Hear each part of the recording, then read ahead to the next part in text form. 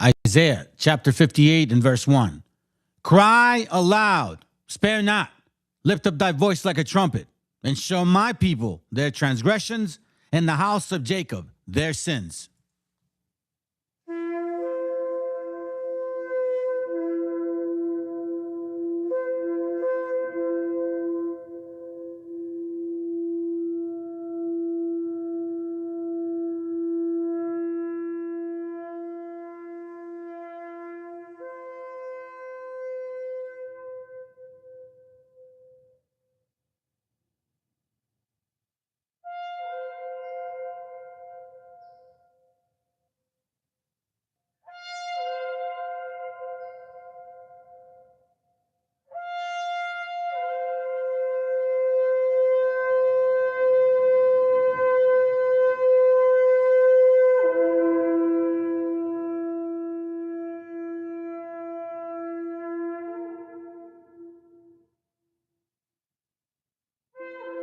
Copyright disclaimer.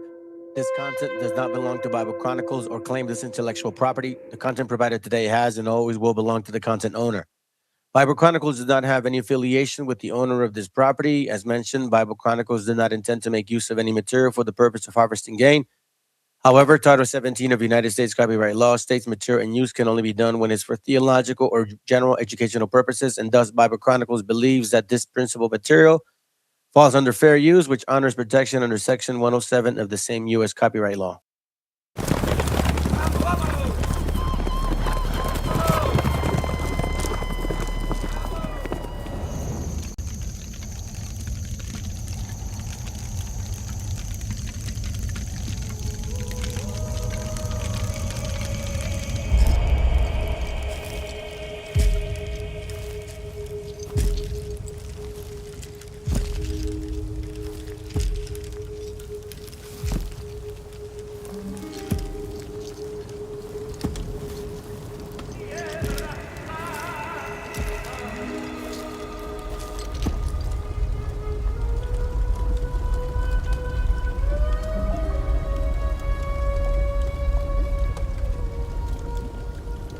Si preguntan quién soy, qué llevo, a dónde voy, de Tierra Santa. Soy de donde nací, donde voy a morir, mi Tierra Santa.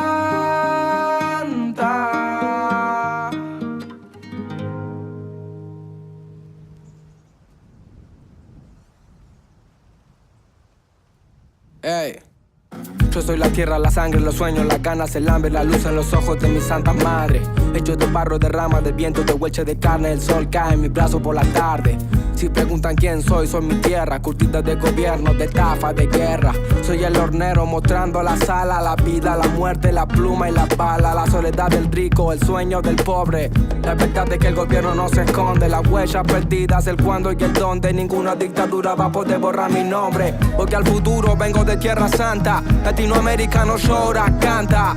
Tengo la sonrisa celeste y blanca. Si subo la mirada, la luna se levanta. Yo voy al futuro, vengo de Tierra Santa. Latinoamericano llora, canta. Tengo una sonrisa celeste y blanca. Si subo la mirada, la luna se levanta. Mi cicatriz, mi historia, mi fama, mi gloria. Mi pena por panas desaparecido, memoria. Va por los guachos, carnales, puñetas, gurises, chapales. Al mundo le tiembla el piso por la euforia. Busco la paz en Bolivia, las calles de Chile. Me busco en invierno el aguardiente de Colombia. Vengo del barrio del tango y llego al meridiano para borrar con la mano la línea divisoria.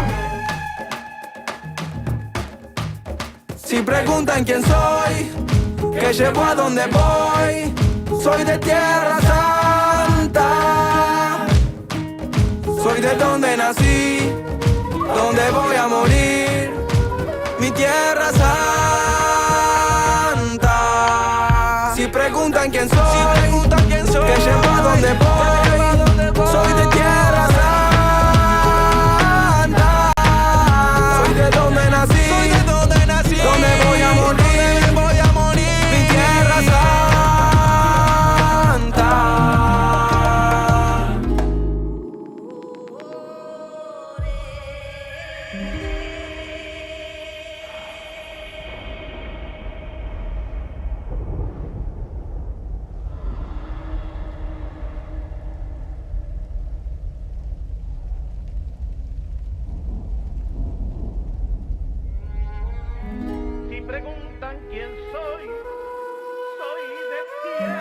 Yo vine al mundo a defender mi tierra, soy el salvador pacífico en la guerra, me voy a morir luchando. Estoy firme como un venezolano, soy Atacama, Guaraní, Cochabamba, Tucano. Si quieren tirarme el país, lo levantamos. Los indios construimos los imperios con las manos. Voy al futuro, vengo con mis hermanos, de diferentes padres pero no nos separamos. Soy el fuego del Caribe y un guerrero peruano. Le doy gracias a Brasil por el aire que respiramos. A veces pierdo, a veces gano, pero no es en vano morirme por la tierra que amo. Y si los de afuera preguntan cómo me llamo, mi nombre es latino y mi apellido americano. Si preguntan quién soy, qué llevo, a dónde voy, soy de Tierra Santa. Soy de donde nací, donde voy a morir, mi Tierra Santa. Si preguntan quién soy, qué llevo, a dónde voy, soy de Tierra Santa. Soy de donde nací, donde voy a morir, mi Tierra Santa.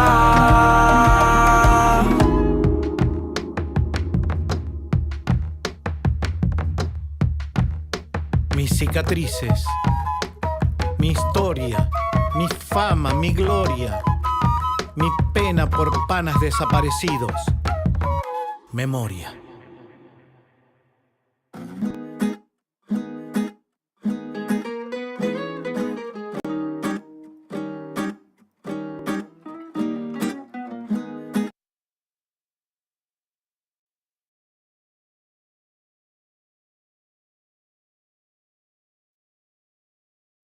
El autor viene a decirnos con mucha firmeza y gran convencimiento lo mismo que nos decía en el siglo XVIII el barón de Holbach, ¿no? Un filósofo francés de origen alemán. Si nos remontamos al comienzo, entonces hallaremos que la ignorancia y el temor crearon a los dioses. La fantasía, el entusiasmo o el engaño los adornaron o desfiguraron. La debilidad les rinde culto, la credulidad los conserva, la costumbre los respeta y la tiranía los apoya para que la ceguera de los hombres sirva a sus propios intereses.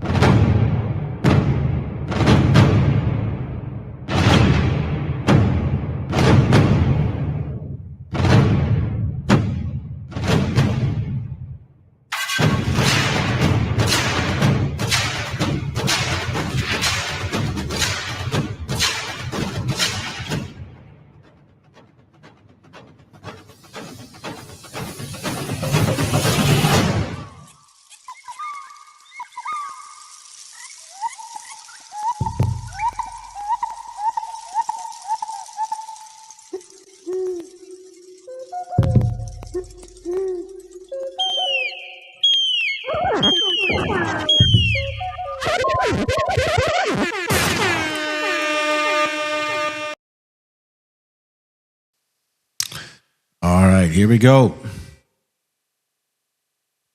See what we got. Let me see what's here. I don't know. Yeah, well, it looks like one person. Well, either way, it doesn't matter. You know what I mean? I don't give a fuck. I don't get her butt hurt because somebody didn't want to watch today. Look, I want to show this video. I think it's important, bro. Let me say this to you guys. I was the only one, the first one back in 2022 that showed that our migration came from east to west. Now, a lot of people would never accept that because you guys consider that the whole Bering Strait migration from Siberians, right? But yet, it's so obvious that they ignore the prophecies and then also the material that I bring out. So I want to remind you that If there's anybody out here that says we came from the east or the west and yada, yada, yada, you learned it here first. No one went against the grain. I brought this out when all you heard was BHI saying that supposedly Hispanics, so-called, went around Africa. That's all you guys ever heard. Nobody pushed that ever until I came into the picture and showed you guys.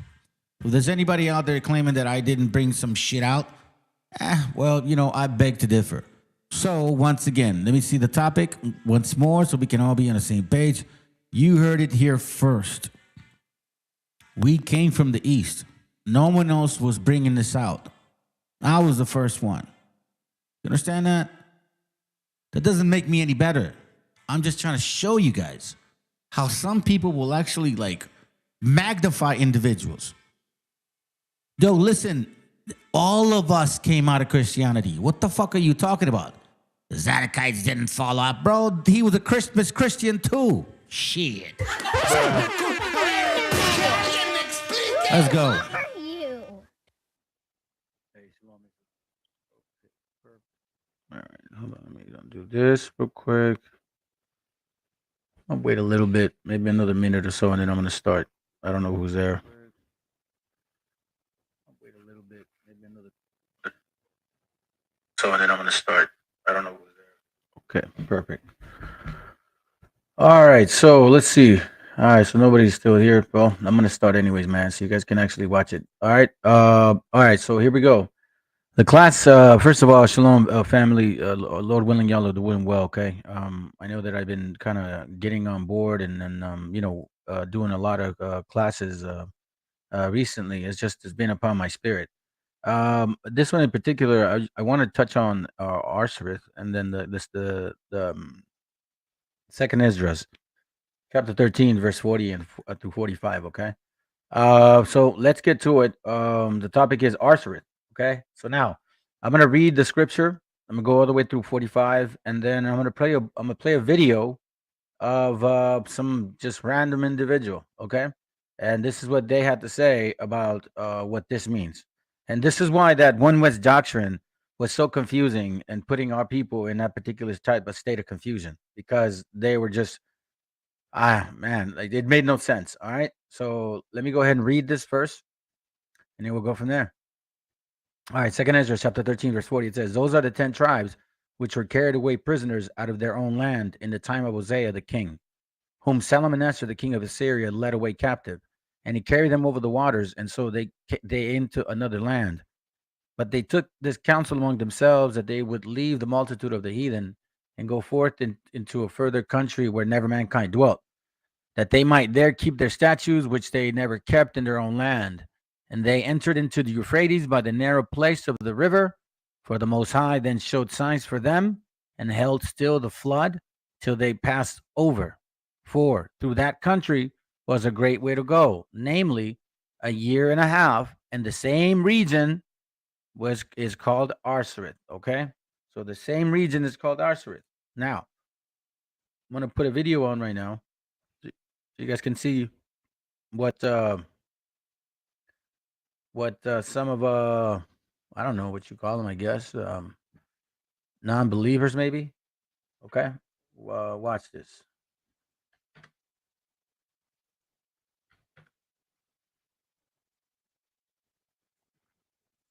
Oh, that's right, I need to read the disclaimer.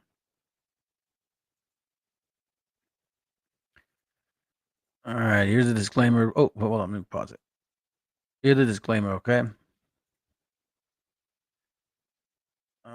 It's in Spanish.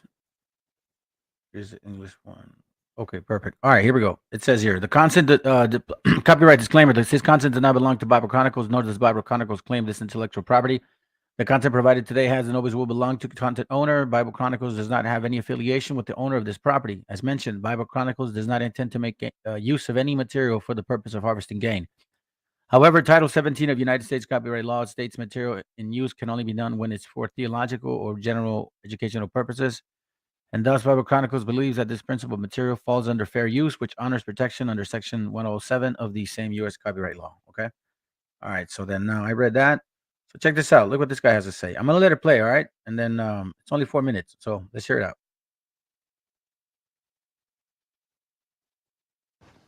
Shalom, coming back with another video. I just want to touch on these subjects that the Israelites like to go over to try to prove Native Americans and Hispanics our people. I'm going to the scriptures where they go to. 2nd Israel 13 and 40. Those are the 10 tribes which were carried away prisoner out of their own land in the time of Hosea the king, who Salmonelsa, the king of Assyria, led away captive. And he carried them over the waters, and so they came into a lot of land. So they try to prove this and make it seem like they came to America, which they didn't. They still in Africa. These people don't read, man. I mean, it's just simple and plain, man. If people don't get this stuff, man, the Most High just ain't showing you. But they took this counsel among themselves that they would lead the multitude of the heathen and go forth into a farther country where never mankind dwelt, which is still in Africa. Y'all know how big it is in Africa. It's a lot of places that ain't nobody been to in Africa yet, man. There's a lot of places still over there ain't never mankind dwelt over there. That's how big the land is. That they may keep their statues, but they never kept in their own land. And they enter into the Euphrates by the narrow places of the river. For the Most High then showed signs for them, and hell stood the flood till they were passed over. And this part right here is finna kill them. Watch this. For through that country there was a great way to go, namely of a year and a half. And the same region is called Azareth. Then dwelt they there until the latter times. Until the latter times now. Peep that, until the latter times. The Most High hell stood the flood for them until the latter times. And now when they shall begin to come, that the highest, it's talking about the Most High, that the highest shall stay springs of the stream again. That means he gonna hell flood, he gonna hold the water again like he did. And we'll see what spring is. We don't want to miss nothing. I mean, it's just so easy, man. And the Most High just gotta show you. Mean leap, fly back, or move. Springs mean move. He gonna move the water again. That's what it means. A small, narrow river. He gonna move the small, narrow river again that they may go through. So by the Israelites' logic, that means the Native Americans and the Hispanics got to get back on the boat and go back to Africa. By their logic, if Native Americans and Hispanic Israelites, that means they got to get back on the boat and go back. Because verse 47 say the highest is talking about the Most High shall stay the springs. That mean hold back. The springs mean hold back, or the stream mean water, a narrow river. Again, that mean he gonna do it again. That they may go through. Therefore, size thou the multitude with peace. So I don't know what they get out of this. What do it say that they came to America? Verse 47 says the highest shall stay the springs of the stream again. That means he gonna hold for the water again. That they may go through. That they gonna go through. That's in Africa. And I don't know how these people miss over this, man. What verse in this said came to America? Verse 47, it debunks all that, man. Verse 47, they go through 40 through 45 or something like that, or 46, but they don't want y'all to read. They don't want y'all to read verse 47. When they say the highest shall stay springs of the stream again, they don't want y'all to read that. That means he gonna do it again. So that means if Native American Israelite, Hispanic Israelite, them goddamn mixed Spaniards, Israelites, that means they gotta get back on the boat and go all the way back to Africa. Because the Most High say he gonna bring them through there again. Shalom, I'm out, man. I just wanted to put that out there. That people they just jump right over 47. Like the Most High said he ain't gonna bring them through the water again. That same water they the northern tribe ran through the first time, he gonna bring them back again the second time. You're just saying the same thing, man. Shalom. Okay, so you guys heard him. Oh shoot, my bad. You guys heard him, okay? And because of One West, that's pretty much where we stand, right? Just based on that, maybe he makes sense, maybe not, right? I don't know how some people feel about it, but let's start it. Deuteronomy chapter 29, verse 29, and it reads: "The secret things belong unto the Lord our God." It said, "Our God." But those things which are revealed belong unto us and to our children forever, that we as a people may do all the words of this law. So regarding the secrets and doing all the words of the law is also teaching the history of who we are, where we came from, how we migrated, all of that. Okay? Psalms 25. Psalms 25, chapter 14, it reads, "The secret of the Lord is with them that fear him, and he will show them his covenant." So, what's one of them? What's one of the covenants? Deuteronomy 4:13. Watch what it reads. It says, "And he declared unto you his covenant, which he commanded you to perform, even the 10 commandments, and he wrote them upon 2 tables of stones," meaning there was more than 10 commandments, right? It wasn't just 10. Those were the main, like the predominant ones, in a sense, for lack of better words. So it says, "And he declared unto you his covenant, which he commanded you to perform." Right. So what is requiring of us to perform the covenant? Obviously, to play in the laws, statutes, and commandments, but we're also supposed to teach our children these things, right? So what do we teach them? Job 8:8, and it reads, "For inquire, I pray thee, of the former age." So we're supposed to teach our children the laws, but we're also supposed to teach them about the Bible and the history of it and our forefathers and what they achieved, their failures and their achievements, and prepare thyself to search of their fathers. Okay. So, and then that's actually told several times throughout the scriptures. Deuteronomy 32:17. Watch what it reads. They sacrifice unto I'm sorry, 32:7. It reads, "Remember the days of old.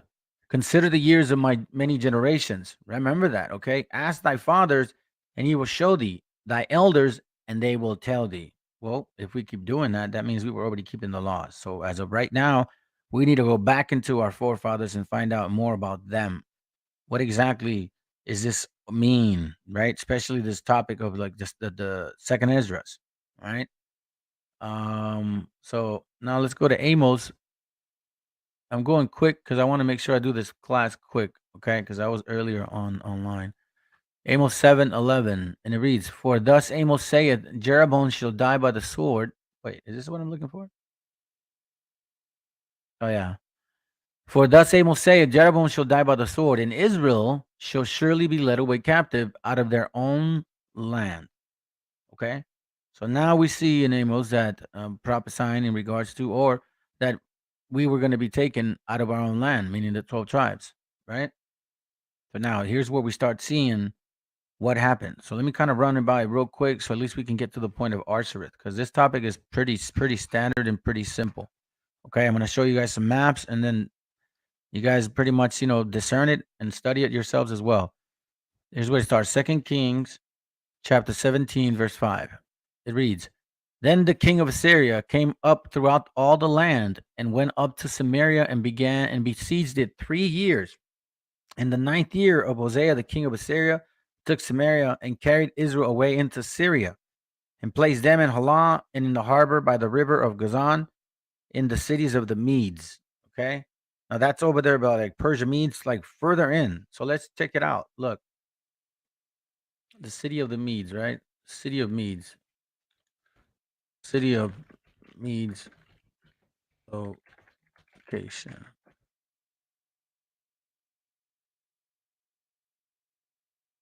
City of Medes.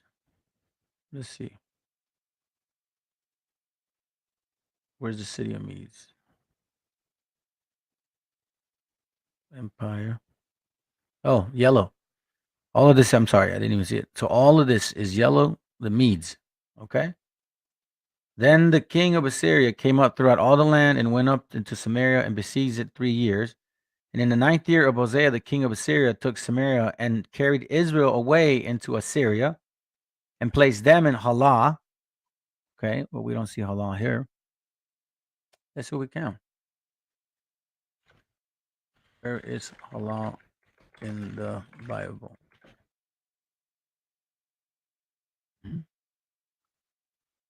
So we see that. Oh, that's not going to help. Well, maybe here. Bible Atlas.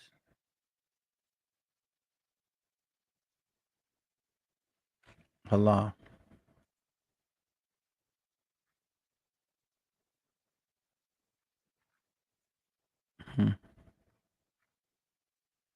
Okay, so you see where Halah is, guys? Right there, okay? So they took us right around that area. All right. All right. So let me put this down real quick. We may need it later. Okay, so let me read it again. In the 9th year of Hosea, the king of Assyria took Samaria and carried Israel into Assyria, placed them in Halah and in the harbor.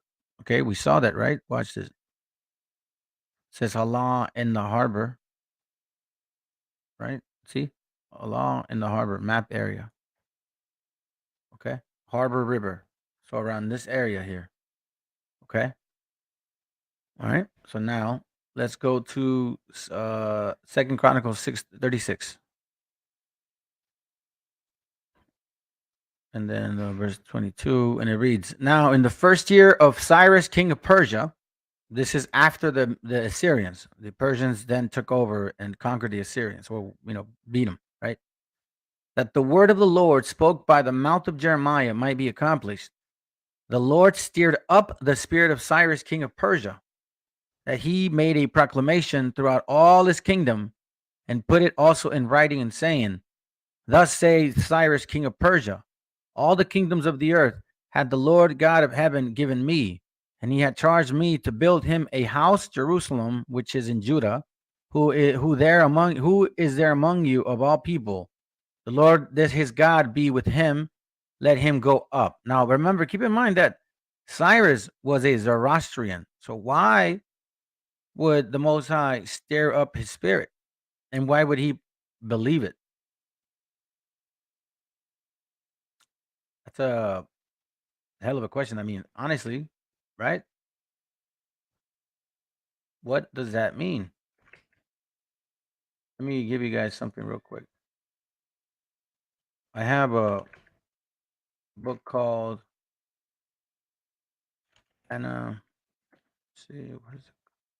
Eclipsis, Volume 1. Okay. And I'm going to show y'all something. You guys can actually read it. This book here. If you look at versions, watch. Hopefully it doesn't log me out because it's going to ask me to log on. And honestly, I don't want to have to log on.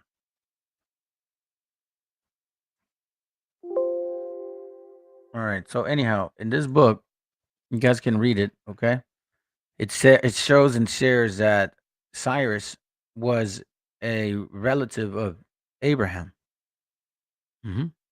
So let me see if I can get the book. Hold on. I'm going to show you something.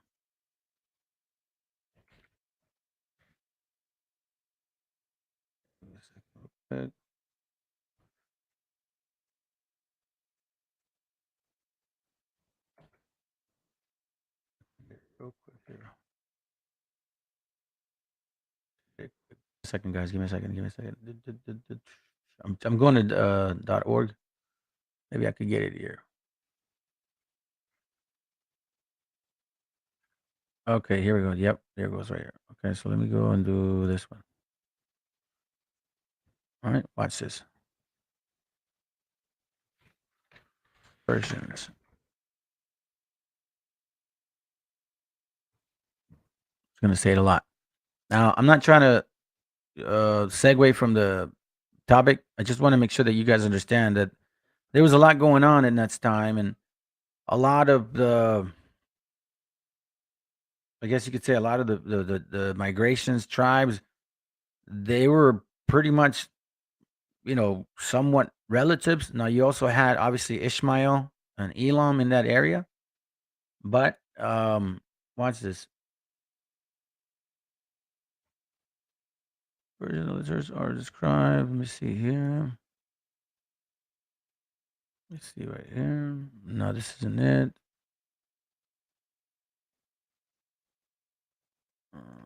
Let's see. Here, I'll do this. Let me do it this way.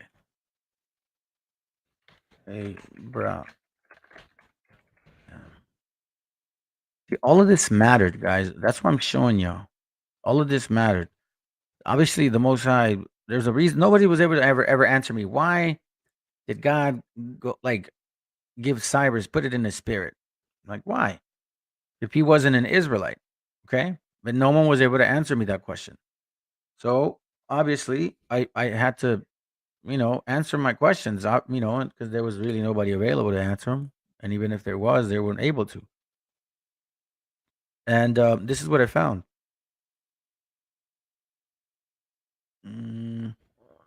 Excuse me. Let's see. I think this one. Nope. This is a great book, by the way. You guys should consider reading it. Already a story about Abraham, Sarah. Let me see. Maybe it's here. Abraham, Moses. Peruvians believe in one supreme being. This is basically talking about how the similarities. Yeah, and I touched on it on another class. But I'm trying to show you guys something here.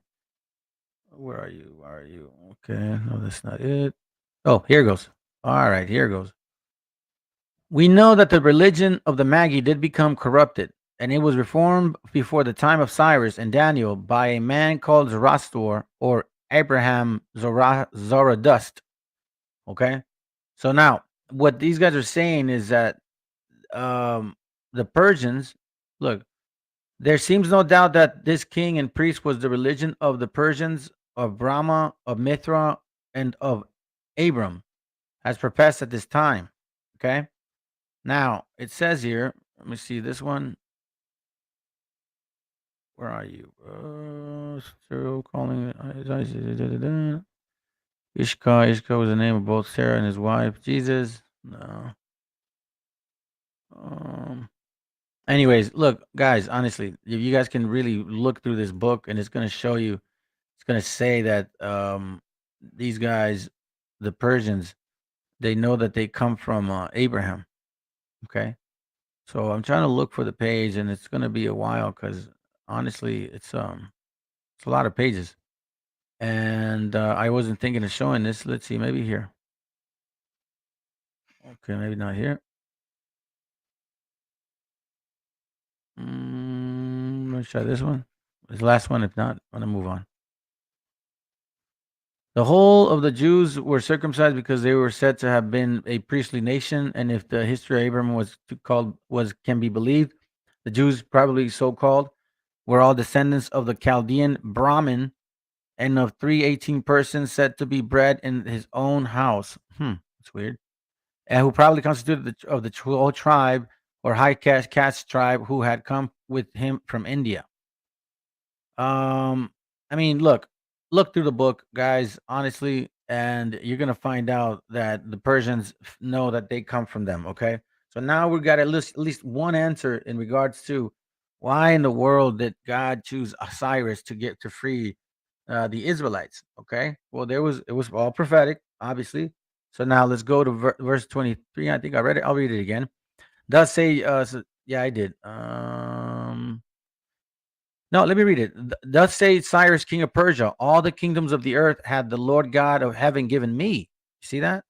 And he had charged me to build him an house in Jerusalem, which is in Judah. Who is there among you of all his people? The Lord his God be with him, and let him go up. Now, when would the Most High allow some heathen to do that? Well, we now know that they were relatives of Abraham. Okay? So now, since we are now so-called free to go, okay?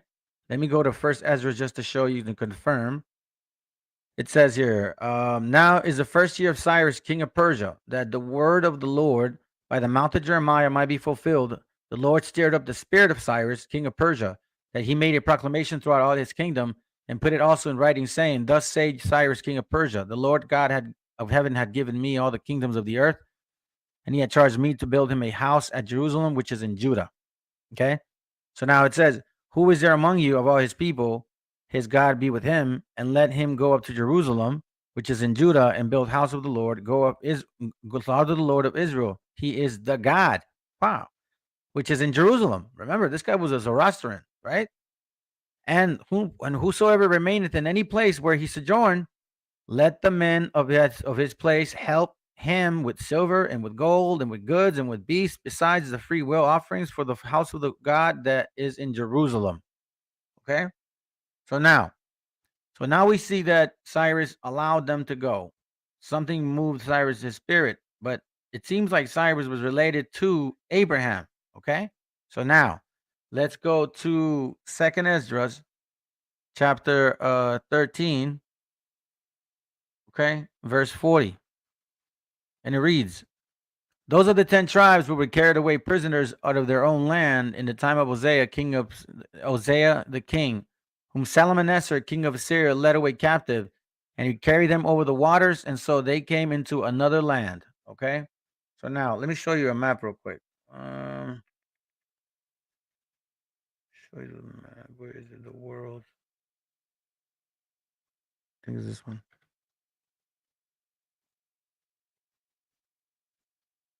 Okay. Shalom, That's Shalom, not coming it. back. What am I talking about? Let's see, like that. Oh, I know why that happened. Okay, cool. So as you can see, it says here, I'm going to put it to the side.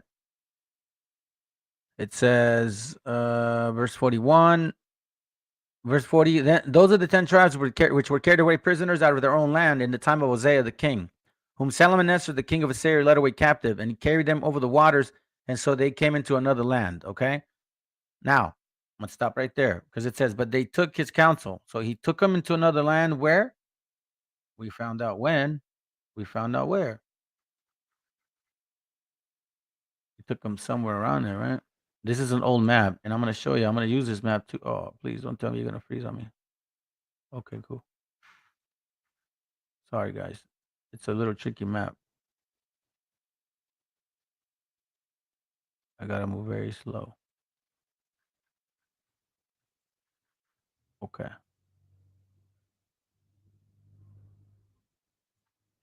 So he took them there. Okay. Right there. And he carried them over the waters, meaning this here. Okay.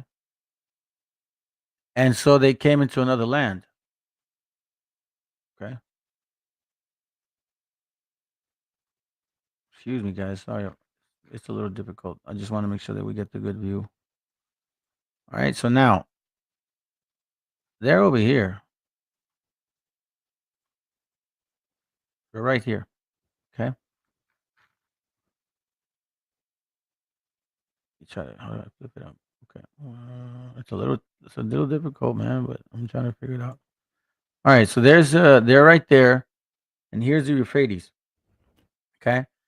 Now it says, but they took this counsel among themselves when? After Cyrus had given the decree to free the Israelites, that they would leave the multitude of the heathen. Where? Right there. The multitude here, wherever they were. Because, I mean, keep in mind, he might have taken them here, but that doesn't mean he kept them there. They're slaves. He could take them anywhere else. Plus, if you guys remember, you have this area in a map which had Joktan right here. That was called Joktan. If you guys don't remember, there's a map that I have. And for the sake of time, I don't want to look for it because I have this in my mind here to make sure that we get through it. Okay? But it basically says that. Peleg and Joktan, all of that. Okay? But they took his counsel among themselves after Cyrus had freed them, all right?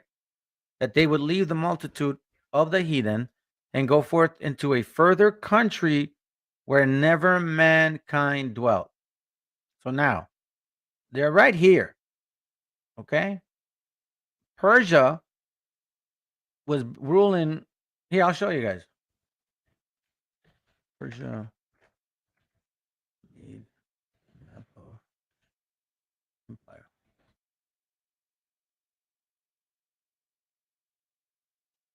Look, Persia literally covered all of this. Okay. And the 12 tribes are, well, the 10 tribes are right there. You see what I'm saying? They were right here. All right. So let's go back now. It says, but they took his counsel among themselves that they would leave the multitude. Which multitude? This multitude, wherever it would have been here. Remember, it's all under Cyrus's territory. Okay. Now the Assyrians, I'll show you the Assyrian. Well, sake of time, it won't. But the Assyrians were less. Okay, you guys can look it up. The Assyrians were conquered like up until this point. So when Cyrus took over, he said, "Hey, where you guys are at, you guys can stay there. You guys can go wherever you want." So obviously, they're saying, "Well, you know what? They took their counsel among themselves. That doesn't overnight. That took years. It had to take years because the Bible is like that. You know, one verse can go to another verse, and all of a sudden, it's like a couple, like 100 years maybe at times, or maybe more. So, you know, you got to be mindful that what were they sojourning? They took but they took this counsel among themselves. That means they had time to think about what they wanted to do. So, if they were already free, they obviously weren't just staying here. They were maybe migrating somewhere around in this area of the Persian power, because this is where it gets really sick and sickening and ignorant, is when they say, the one where says, "Oh yeah, they took the Euphrates and went through Africa all the way around, like all the way this way." You're telling me that they would? Why would you do that? Why would you go all the way around? Euphrates River goes this way, and then you're gonna go around that way on boats? Come on, man. It makes no sense. But what does make sense is this right here. Hold on. Let me get a different map because this is really. Hold on, guys. Let me see. Where you at? Let me try this map. Maybe this map will work a little bit. And check out the website. Oh no, that's not the map. I'm gonna show you that one in a little bit. Let's see this one.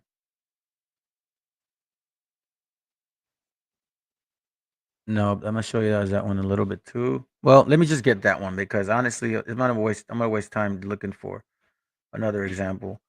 I'll do my best to control it. Okay. So anyhow, it just doesn't make sense, and I don't see how there could be massive amount of boats that would be able to just do that. Okay. So why would we go that route? It makes no sense. All right. Now let's continue. It says here, that okay, so it says, and go forth into a further country where never mankind dwelt. Another thing, mankind was already dwelling in Africa. And this kid that was saying, "Oh, well, you know, Africa's so big that no, come on, man." Well, there's maps that show, and look, remember the Egyptians, the Canaanites, the Cushites. What do you think they were? So, plus, on top of the fact that, if they're free to go in the Persian Empire, why would they go to another empire so then they can be enslaved? No, that would make no sense. So the only way this would make more sense would be a further country where never mankind dwelt. Well, at that time, there wasn't really not many people traveling through these areas. I mean, there were some kingdoms, but not many. And then from proof of the fact that we see a lot of relative, like similar customs, similar names in Mexico and South America, where the people in India, like the Raramuri.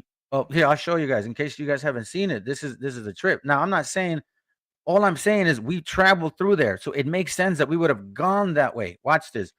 Raramuri of Chiu Chiu sorry, Chihuahua. I think that's how you spell it. Oh, my bad. I was off. All right. So look, watch this. These are images, right? You can see this here. Look at this. I don't know what was that. Watch right here. Okay, I get. Oh, here it goes.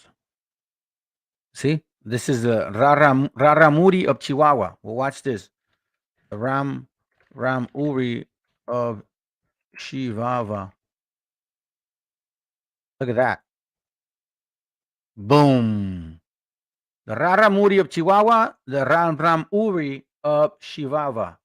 Now, again, what this means is that we had to have traveled to those areas. Plus, remember, it says Joktan in the other map. Let me see if I can get it. Hold up.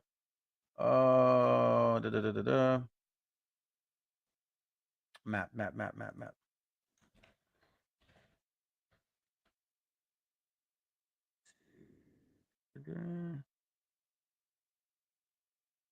Joktan, here it goes.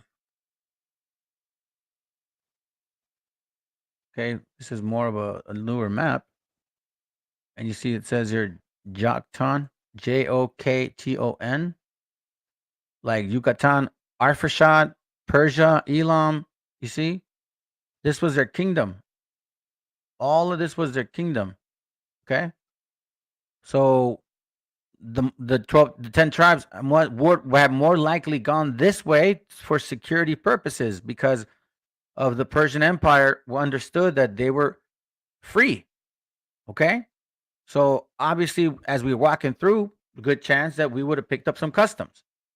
Then it says here, that they may that let's see, but they took this counsel among themselves that they would leave the multitude of the heathen and go forth into a further country where never mankind dwelt, that they might there keep their statues which they never kept in their own land.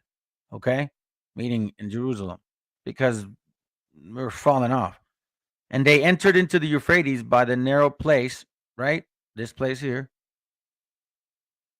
narrow place of the river. For the Most High then showed them signs and still healed the waters. All right, so now this is where it gets tricky. Okay, so they go here. Oops. All right, here goes. I'm getting a little better. So they go here. So they pass the Euphrates River, and then God shows them signs, and they say to a further country where never mankind dwelt. So watch this, guys. If you go further into this map, you pass India, you pass China, and then you deal with like an area called Tartary. These guys came later, by the way. But then you see this Arsareth. Okay. Then you see Arsareth right here. All right. The same thing you see here. Now watch what this one says. Arsareth. 4 Esdras capítulo 13. Isio tribuil se fore Totarorum. Yeah, it's Italian. Tartoro, Scaith. It's just mentioning like places, people that the Scythians right here, Tartary or Tartar, the Syria, the area, look Tartary, right? Remember, this is a later book, later map, not that in the times of, because we left. First of all, Assyria conquered us in about 700 BC. We left then about 535, 538 BC, give or take. So this is way later. And but here we understand that it's called Arsareth. Now I don't know what it would be called at that time, right? But that's the understanding of it. Now, when we look at this, this makes more sense because as we keep reading further, watch what happens. For the Most High then showed them signs for them and held still the flood till they were passed over. So are we talking about the Strait of the Anian or the Barren Strait? Now, we were told that, oh, yeah, it's because, the ice melted or the ice froze. But, when we left Exodus, he also opened the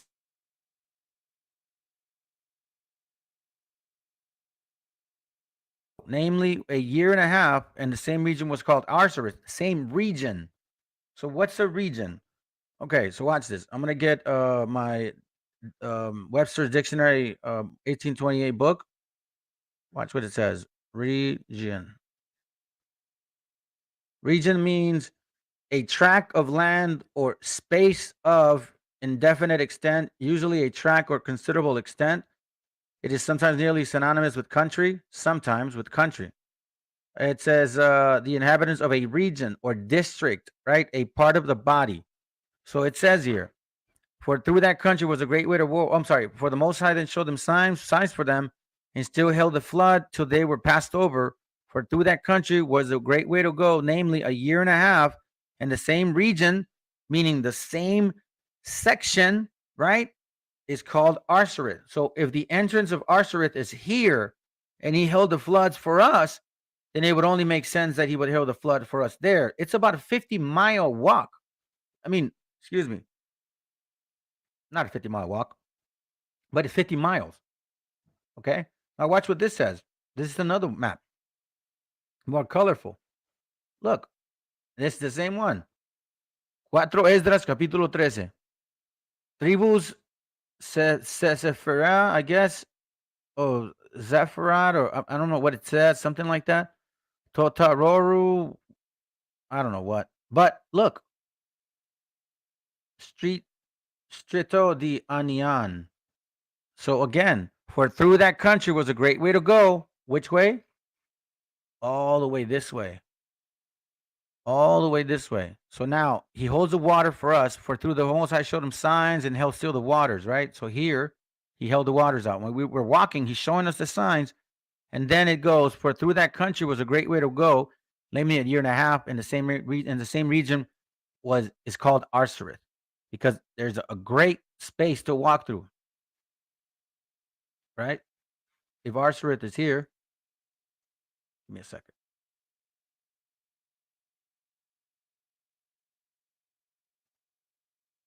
Arsareth is right here.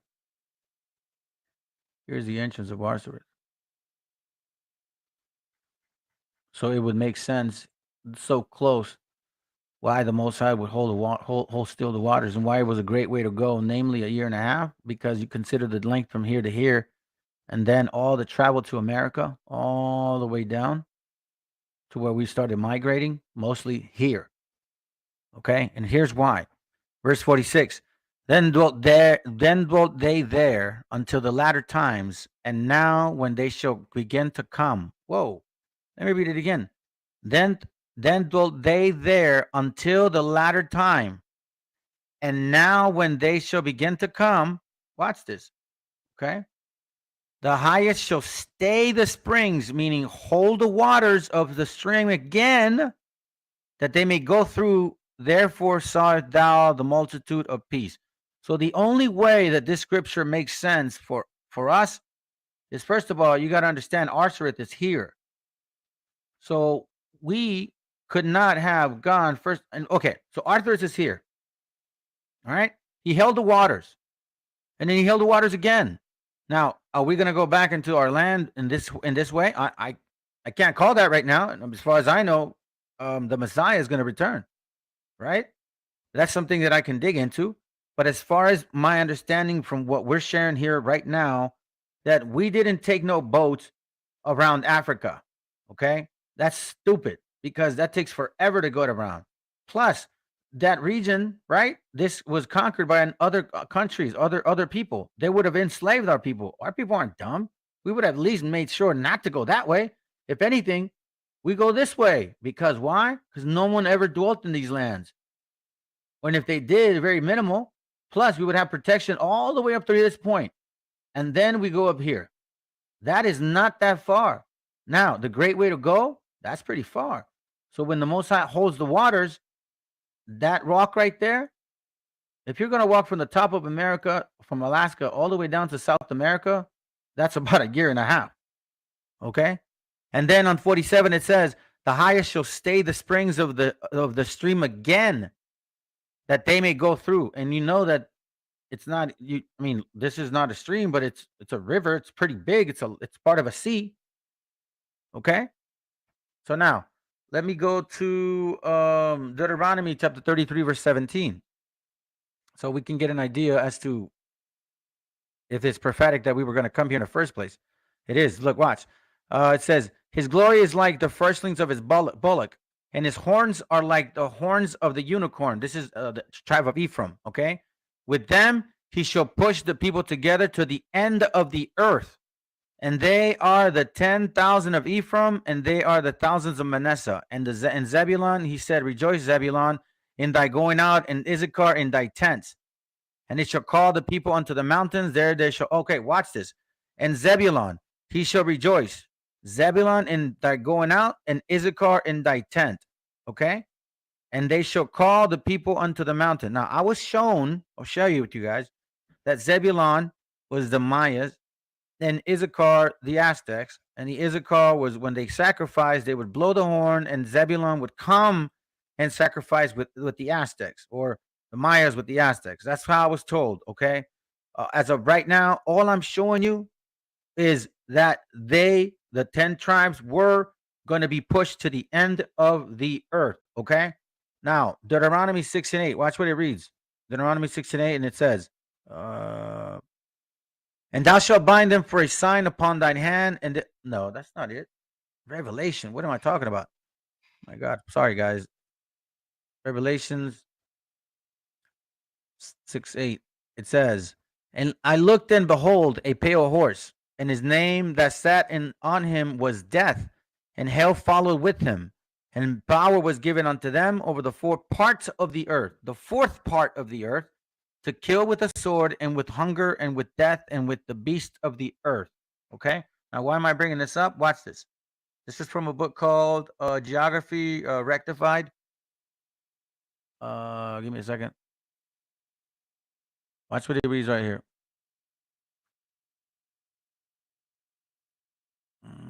Here goes.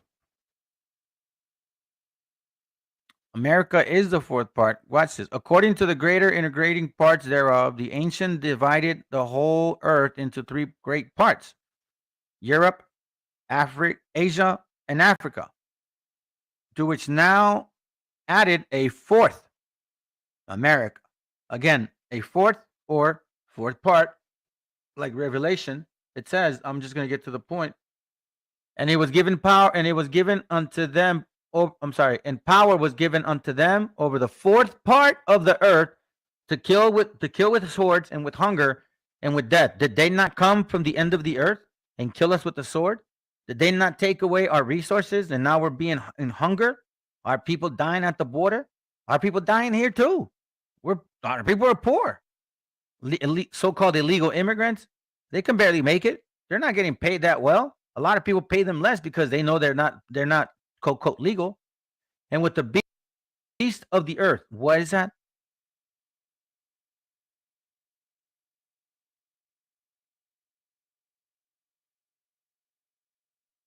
You know which one? Started 2-3 years ago. Are they not? Is this not happening here in this continent? Look, watch. This is from a system geography, a dissertation of creation and various phenomena. Okay, so this is what I wanted to show you guys. Tartar or Tartary, right? Tartar. Muscovite, 3 million square miles. But this is a weird part. In Europe, there's 2.7 square miles. Africa 10. I'm sorry, Asia 10, Africa 8, America 9. So how could these guys have 3 million plus 604,000 and about almost 800,000? Almost what? More than 4 million in square mileage. So that means what? What we were looking at earlier. These guys ran all of this here.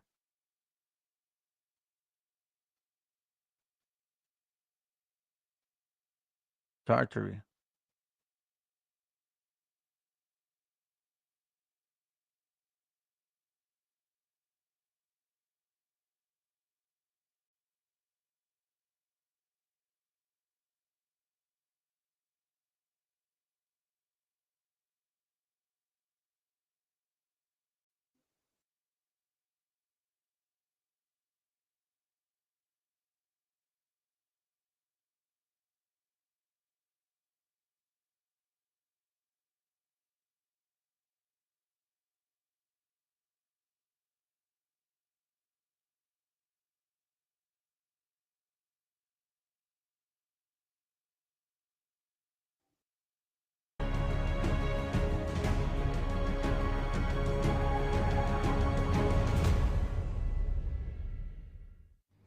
The ancient Egyptians built one of the greatest empires in history, and despite facing many difficulties, managed to maintain their sovereignty over almost the entire Nile River Valley.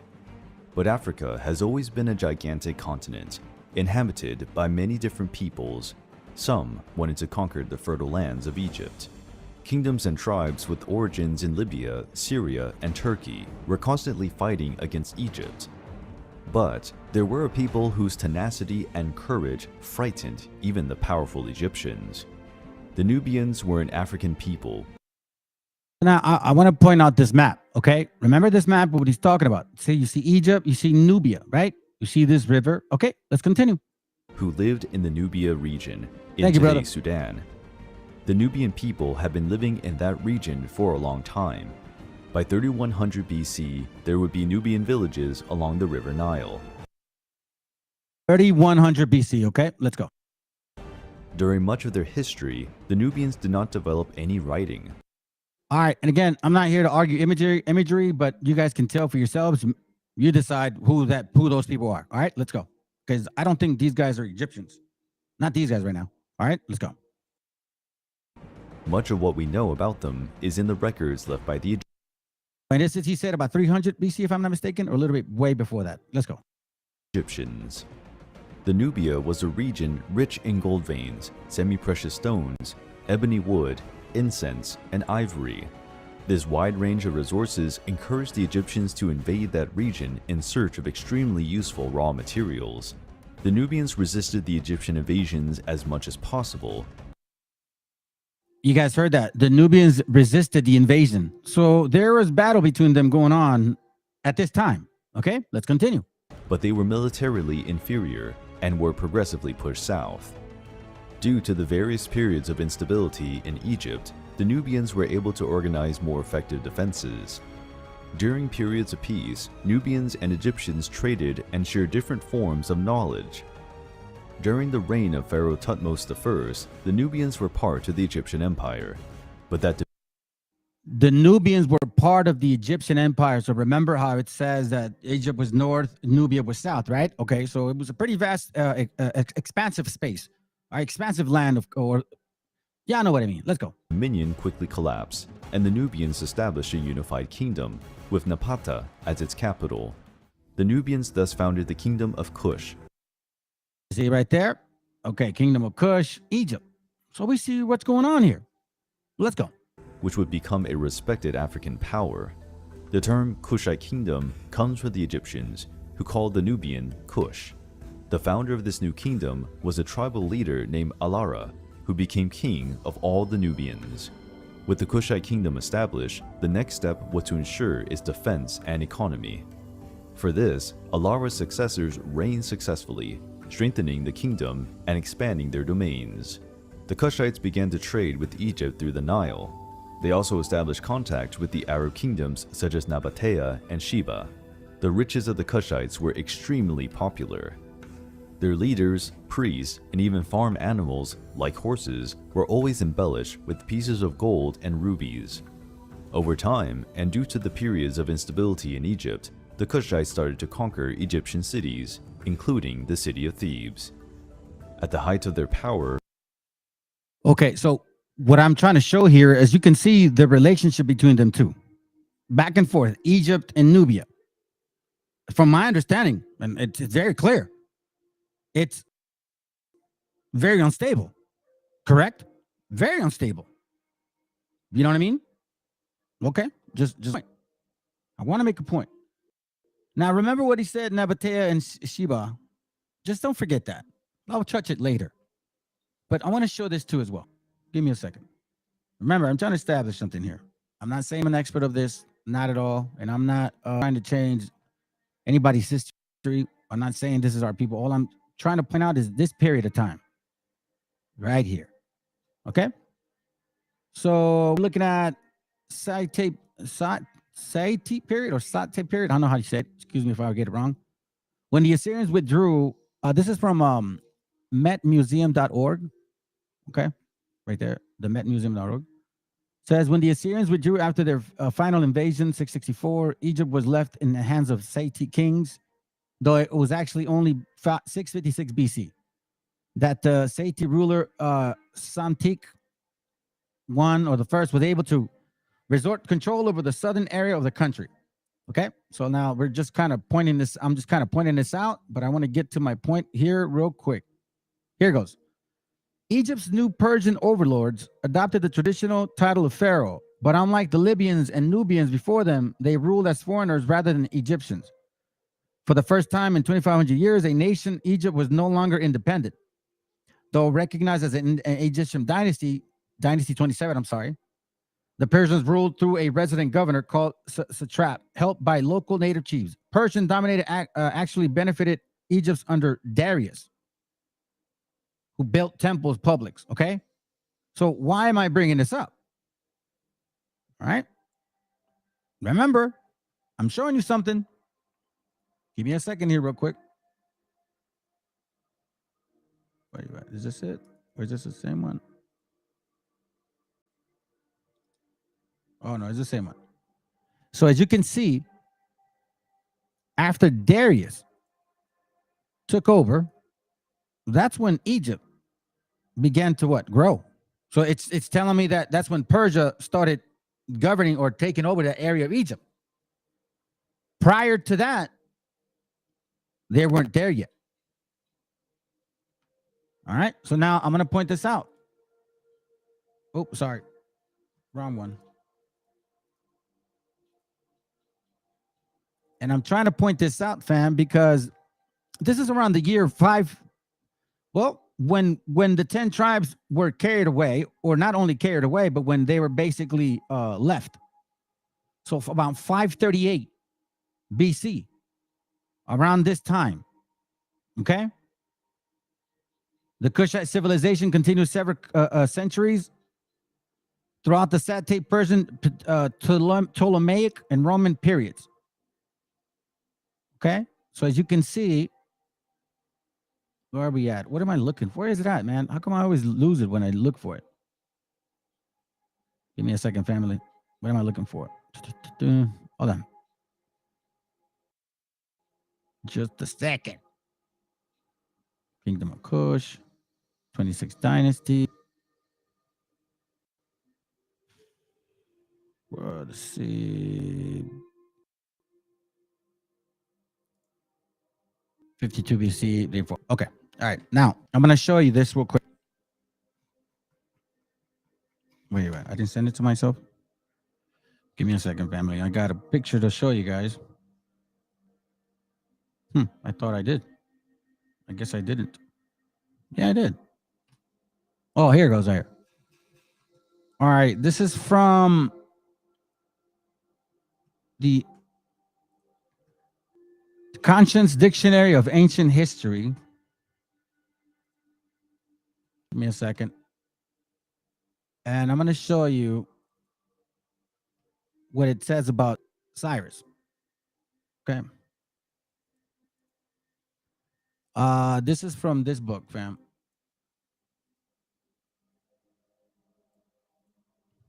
Conscious Dictionary of Ancient History, all right? This is regarding the definition of Cyrus, or who he is.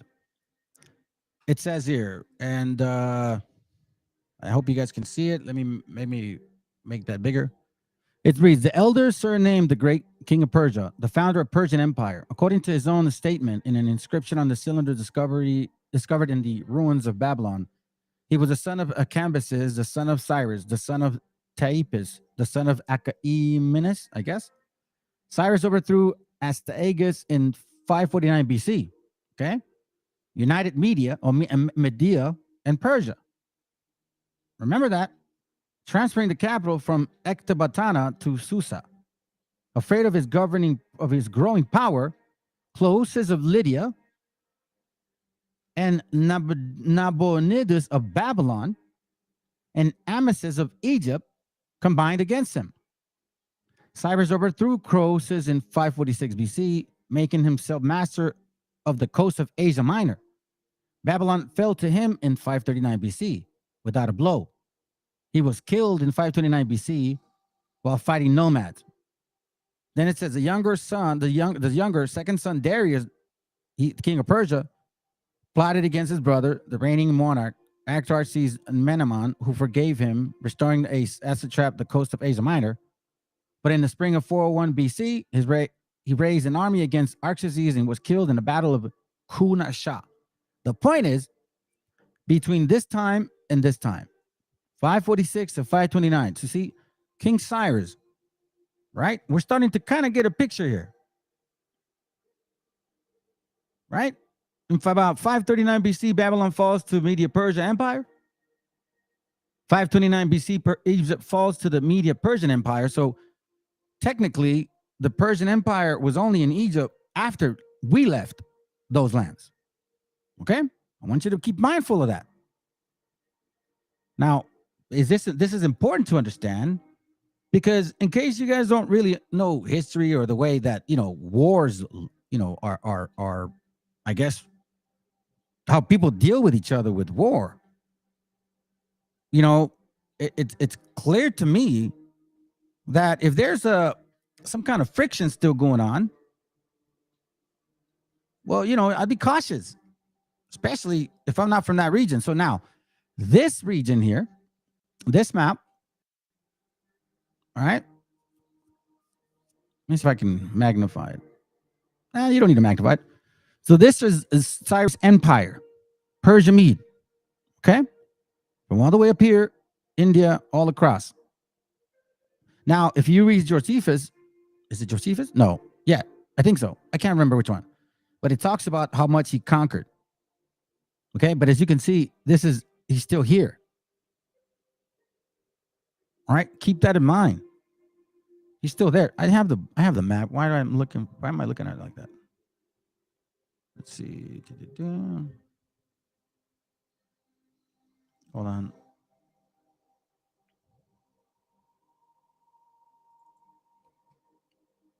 Okay. All right, I'm going to show you that one.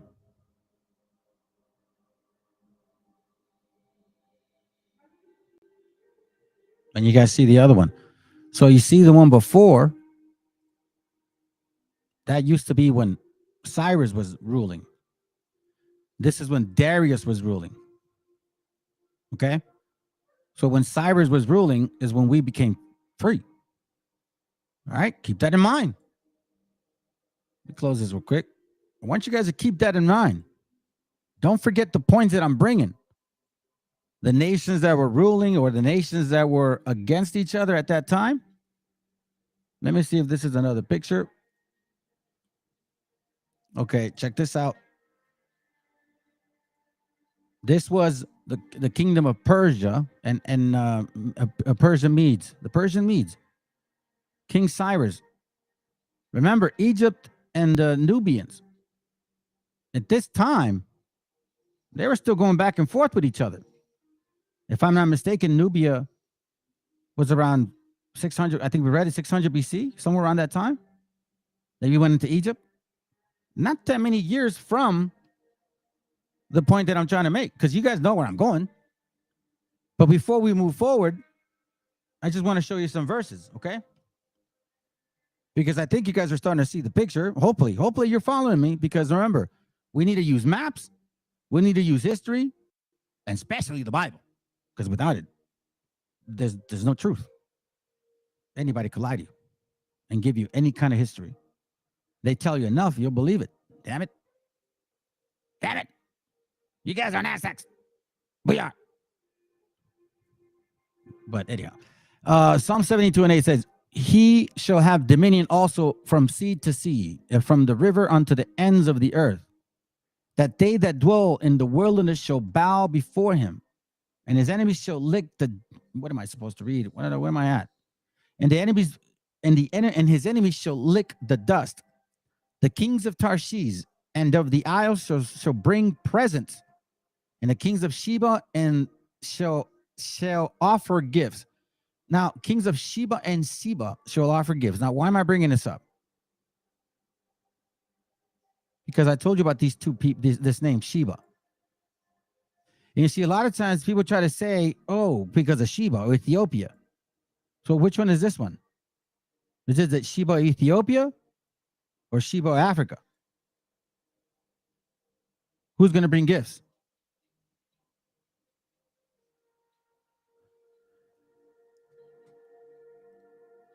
I'm reading this because check this out. 2 Chronicles 14:9. It says, and there came out against them Zerah the Ethiopian with a host of 1,000 and thousands and 300 chariots, and came unto MESHIACHA. Okay? This was around when? 900 BC, I believe. But again, why am I bringing this up? Watch this. Let's continue reading. Then Asa went out against him, and they set in the battle array in the valley of Zephathath at MESHIACHA.